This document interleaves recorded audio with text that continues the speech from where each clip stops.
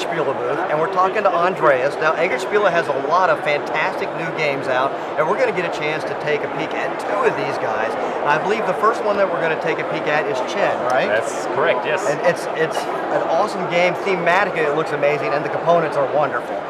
You know all about the game, so I'm going to let you take it away and explain it. Yeah. Right, that's in and of itself. That's Fuchsia pagodas. How does it get better than that? As I destroy the white pagodas over highly here. stackable. That's all right. Nobody plays white anyway. So tell us all about Chen. Maybe some of the theme and some of the mechanics. It's a tile laying game. Okay. Of course, the theme would be ancient China, Roman states period. Qin being one of the factions being involved in that whole affair.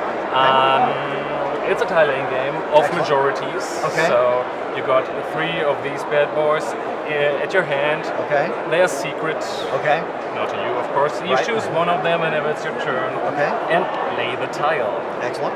Whenever you manage to lay a completely new tile, a new area, Okay. that's monocolored with one of the 3 colors, doesn't matter. It has at least 2 spaces. Gotcha. Then you can mark it as yours. It's your province. Gotcha. Exactly. You plant a pagoda, and that's very important because once you've gotten rid of all your pagodas, you've won the game. No scoring, nothing involved. That's any more complicated than getting rid of your pagodas. Okay, so. But. A but. That's simple. Of course. It is not. Because, and let's see what we have here. Let's go here. If you have at least 5 squares of the same color adjacent to each other, you mark them with 2. Exactly, and that's why they're stackable. Gotcha. You've got a super province, whatever you want to call it. Okay. And that is a safe province. Nobody can take that away from you, which of course means there must be some mechanism that allows you to take something away. I see you've played games before. Well then, for example, we've got this situation over here. So it's from 2 to 4 players and just picking random colors right now. It doesn't really matter for the demonstration. But if you fuse 2 provinces, right? Whoever brings in more squares into the union takes the whole cake. Black had 3, purple had 2, and that's bad for purple because that's one more pagoda they have to get back into the game. Absolutely. Yeah, that's very cool. And on top of that, we never liked the black. No, we got a black because nobody plays black anyway. And he gets this too because he's 5 or more. Exactly. And actually, what I should have done before that even, at this stage already, he was, Blake in that case, was the first player to have a province adjacent to a village without a pagoda. And there's a little trick to get rid of a few extra pagodas. Awesome if you can, nice. And there's several villages, big and small, around the board. Though, of course, if you, let's say, purple was the first to reach that particular village. And black was second. Nothing changes there because it's 1 pagoda versus 1 pagoda adjacent to 1 village. It's not purple's up to exactly this point. And because of the double pagoda, which counts as 2 pagodas. 2 to 1. That goes out there and black gets to mark it. Exactly. Perfect. Easy as that. It's a very easy to learn, very easy to set up. It's this is all the rules there are. 2 pages, and but of course it's not a simple game at all. Exactly. It's much like chess, an abstract where there's very streamlined rules, but you can spend some time learning the strategy. Exactly. And of course the game changes depending on how many players are playing. If you have 2 players, it gets very well. It's for thinkers really. It's a very tactical game. And if you have 4 players, it's harder to plan ahead. But there are more players you have to take care of around you. Exactly. And if you like that, if you like the conflict, you can always go ahead and flip the board over. Double-sided board. Exactly. And you can see here let's just so that the camera can get it.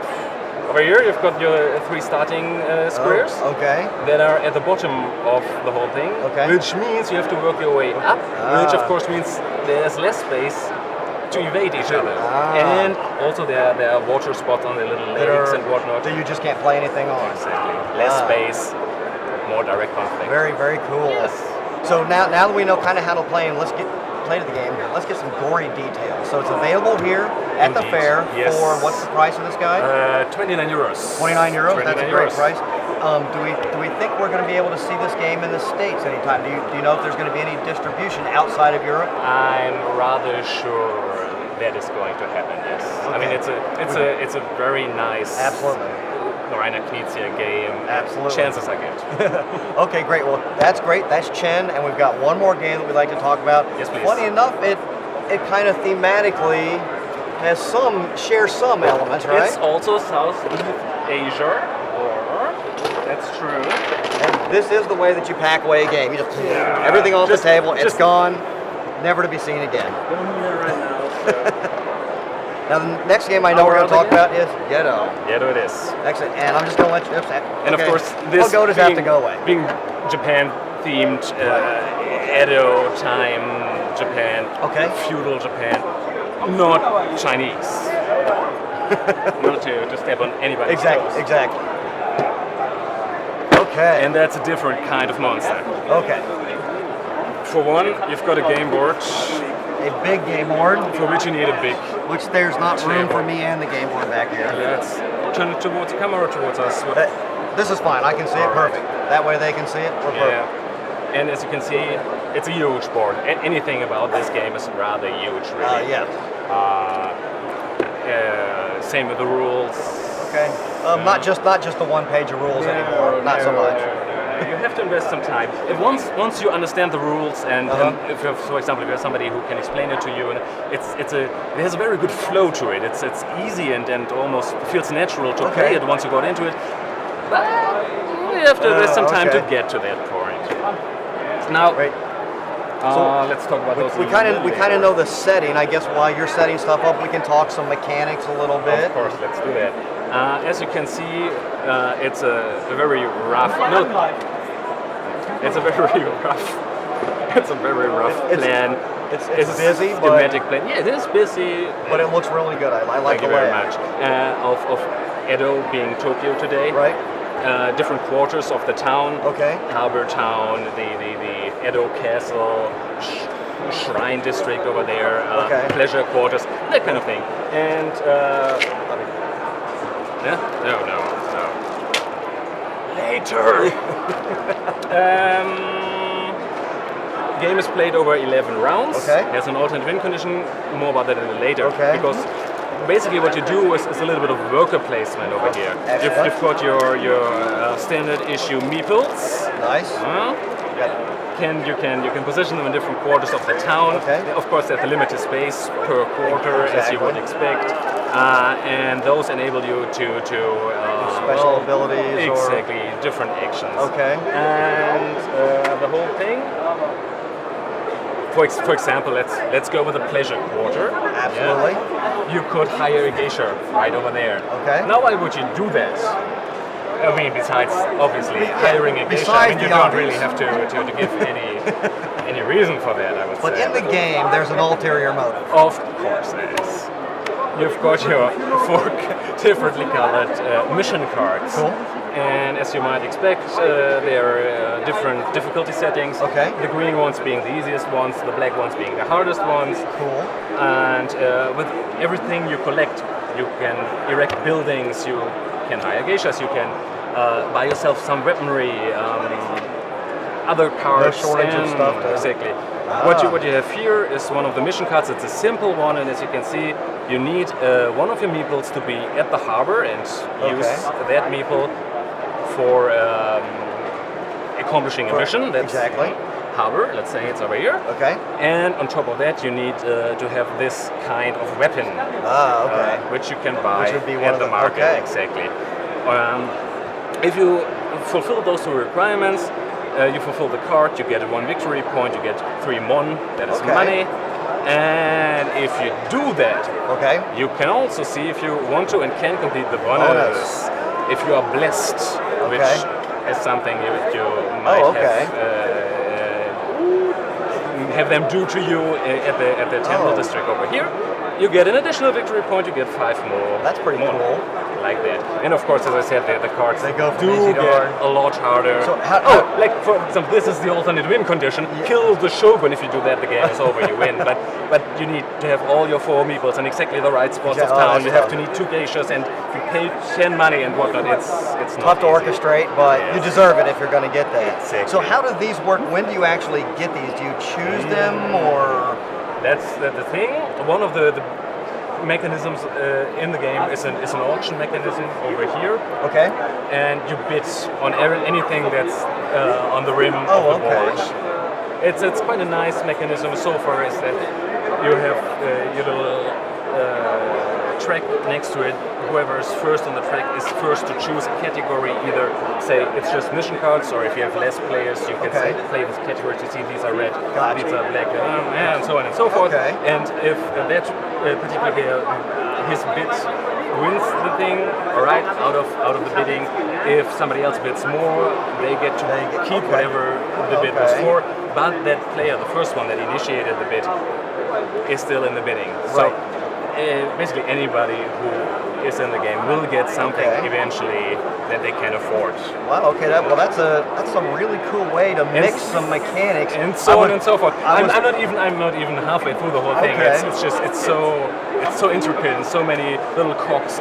I was thinking simple worker placement. Oh no, sir. in service of this adventure mission fulfilling thing is definitely unique. Something I have not played before. It's really cool. And would you like to know a little bit more about the flavor? Yeah, absolutely. The flavor, because that's something you mentioned earlier. Absolutely. If you have another look at these mission cards, you will see that the top third, give or take, that's pure flavor.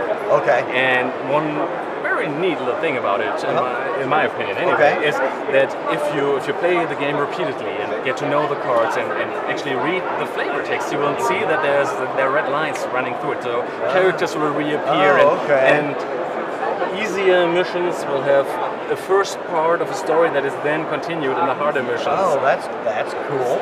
So I'm going to guess with a storyline that's made out of the cards like this, if this game does well, do you guys have any plans to maybe create other stories by simply just making new cards? I can't say that is in the works yet. No worries. But I mean, first, it's a big game. It's an expensive game. Absolutely. We sell it for, what is it? That was going to be my next question. What the retail is here at the show? Yes, I'm not 100% sure. Let's say that if you buy it bundled with Chin at 70 euros, so something like no worries, no pressure. 50 euros. Okay. 40. Hey, we sell it for 46 euros. 46 euros. There you go. Awesome. So, just remember that. So that's just and that limits the market, and we'll have to see how it goes first, of course, before we start thinking about see how it goes over and all that kind of stuff. And of course, it's a game that needs a lot of work in editing from the authors. Absolutely. With all the flavor, that's no small undertaking. Indeed. It has been years in the making, and we'll need some more time if there should ever be an expansion, which, as I said, as far as I know, we're not even thinking about. Okay. Well, Andreas, thank you very much for your time today. I know we only got a chance to look at 2. There are more, of course, but we picked 2 really good ones. They look gorgeous. The themes sound fun. So maybe we'll meet back here next year, and we'll get a chance to talk about all the new stuff. I would love it. Yes. Absolutely. Thank you very much, Andreas. Thank you. Yeah.